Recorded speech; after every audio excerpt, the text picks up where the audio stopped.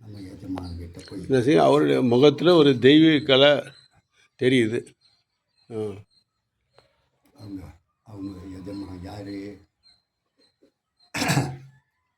ஜமீன்தார் ஏமாதிரி நாயுடுகிட்ட, ஐயா நம்ம தோட்டத்தில் நம்ம இடத்துல யாருன்னு தெரியல, ஒரு வயசானவராகிறாரு, துணி இதாக இல்லை, பக்கிரி கோலத்தில் இருக்காரு, பக்கிரியாகிறாரு, வளர்த்துக்கிறாரு. நாங்கள் கேட்டோம், அவர் எதுவுமே சொல்ல மாட்டாரு. நாங்கள் கொஞ்சம் பார்த்தோம். அதெல்லாம் வந்து என்ன யார் ஐயா கோமனை கட்டியிருந்தாங்க. லேடிஸ் எல்லாம் மேலே ஒரு மாராக்கு போட்டுக்குவாங்க தான் இருந்தாங்களே ஒழியா.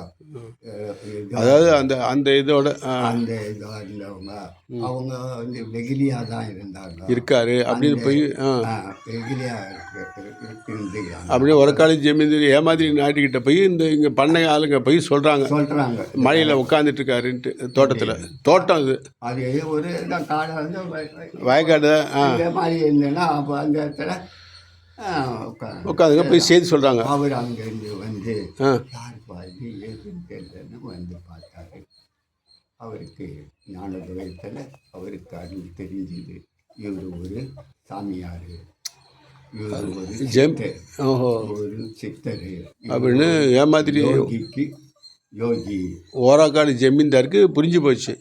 இவர் வந்து சாதாரண மனிதர் இல்லை. ஓகே சரி, உடனே என்ன செஞ்சார், ஆளுங்களை விட்டு ஒரு தீத்து கொட்டை போடு, ஒரு கைத்து கட்டல் எடுத்துன்னு வந்து போடு. ஆமாம், கைத்து கட்டல் தான் நாப்பில்ல. ஒரு அலுமினி தட்டு வெயி. ஏன் அந்த காலத்தில் தங்கத்தட்டெல்லாம் கூட இருந்துச்சு. எம்ஜிஆர்லாம் தங்கத்தட்டில் சாப்பிட்டாராம். தியாகராஜ பாகர்லாம் தங்கத்தட்டில்.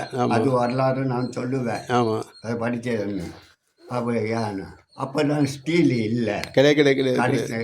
அலுமினியம் மட்டும்தான். அலுமினியம், பித்தளை, செம்பு.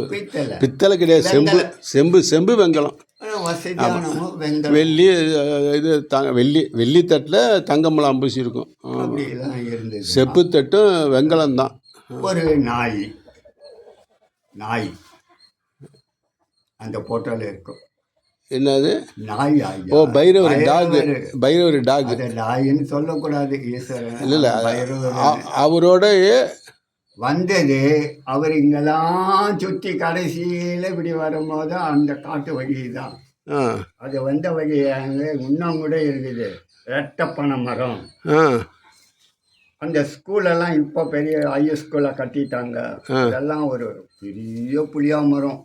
நான் சொல்கிறது ஒரு 60 ஆண்டு இருக்கும். பெரிய புளியா மரம். அந்த புளியா மரத்தில் இந்த உருது எவ்வளோ வேணும் சாப்பிடலாம். அப்படிலாம் நிறைய மரங்கள் இதுங்க பாருங்க. புளியா மரம் வந்து இந்த சடப்புளியா நீட்டாக இருக்குமே, இனிப்பு புளியா புளிப்பு புளியா நிறையா இருக்கு. நீட்டாக இருக்குமே சடப்புளி, நல்லா நீட்டாக இருக்கும். சடன்னு சொல்லுவாங்க.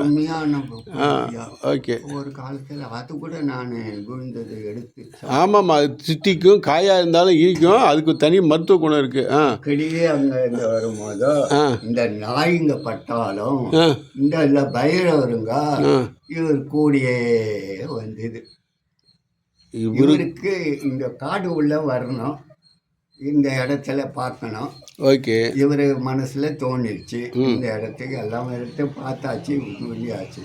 இந்த உள்ளே போயிட்டு இப்போ இங்கே வந்து நீங்கள் சொல்கிற பைரவர் கூப்பிட்டுட்டு வந்து இதுதான்னு காமிச்சாரா, இல்லை அவருக்கு பின்னாடி பைரவர் வந்துச்சா? இந்த நாய்ங்க வந்து அப்போவே அவர் பார்த்தாரு. பார்த்தோன்னே நாய்ங்க வந்து இது பைரவங்க வந்து சேதா இது வருது. அது முன்னாலேயும் பின்னாலேயும் அந்த பைரவர் தான் இவரை வழி காமிச்சு இங்கே தான் உனக்கு தங்குமுடன் காமிச்சதா சொல்கிறாங்க எல்லாரும். எல்லையை எடுத்து கொண்டு வந்து அந்த எல்லை வந்து இந்த பூதுரை எல்லை வந்து இன்னைக்கு வந்து அந்த விநாயகர் கோயில் கட்டி இருக்குது. அது இருக்கும். விநாயகர் கோயில் இன்னைக்கு இருக்கு. வந்துட்டு அதுக்கு பிறகும் பாவாங்கிட்ட ஓகே பார்த்தாரு. இருந்தார்.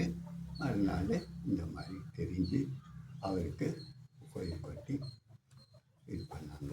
இது வரலாறு. கவர்மெண்ட்டு ஏற்றுக்கிட்டு இதெல்லாம் செஞ்சது. இந்த ஃபோட்டோவை வந்து அது எழுதுனா அவருக்கு